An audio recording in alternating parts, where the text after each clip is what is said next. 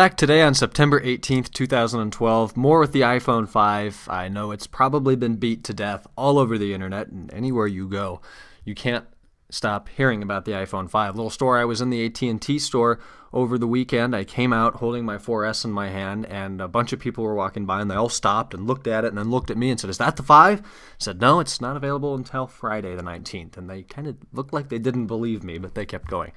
Anyways, this time, more news. Speaking of news, Apple stock, as we read about the other day on Mac Rumors, closing at $699.80, I think. Today, markets are closed. It broke 700. It's up 2.25 points or so. We're at 701.91. So that is incredible growth. If I click the 2-year here, we'll be able to see that it has just done so well. That's the Dow. Let's click Apple. There we go. It's nearly just nothing but increase. We had a bad month there in July or whatever. It dropped 100 or 2 points, but that looks like it's no big deal. We're at 702. Apple's doing really well. And no, I do not own stock. Somebody asked me, I wish I knew 10 years ago to buy Apple stock, but of course that's how it works. So we're going to start talking about Geekbench scores. There were a couple people have gotten their hands on a 5 somehow.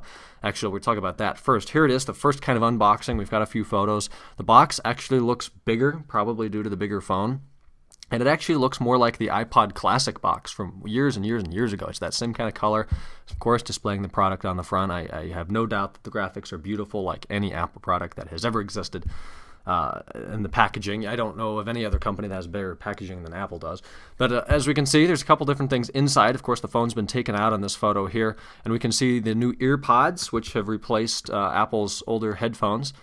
I have yet to use Apple headphones in the last 5 years, so maybe I'll give the EarPods a shot. Maybe we'll talk about that when we review the 5 in just about a couple days.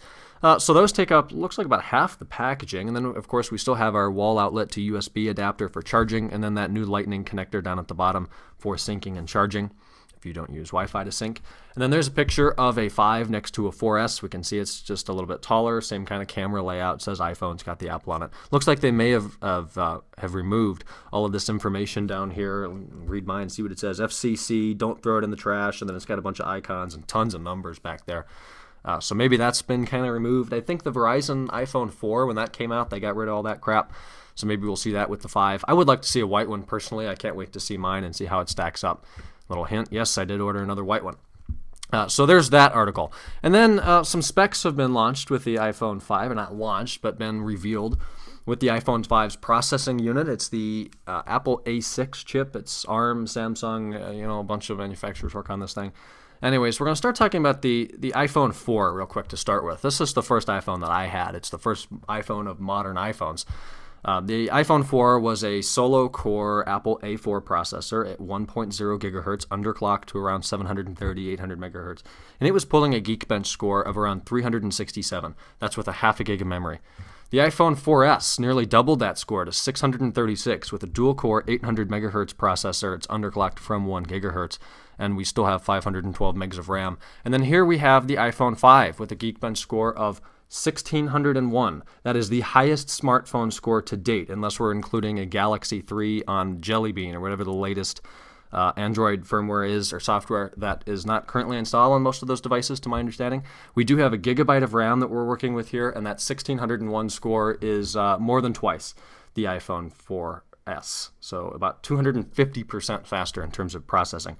It is it's a dual-core, one processor, of course. It looks like it's not underclocked anymore. It's 1.02 gigahertz, and of course that's on iOS 6. A little bit of reference, 1601 on an iPhone 5 and 757 on an iPad 3. So that's twice as fast as the A5X chip and the 1 gig of RAM found in that device. So the iPhone 5 is really going to fly.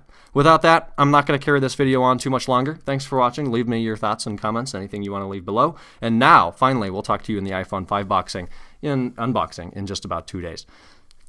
Stay tuned for iOS 6 tomorrow. Talk to you guys later. Bye-bye.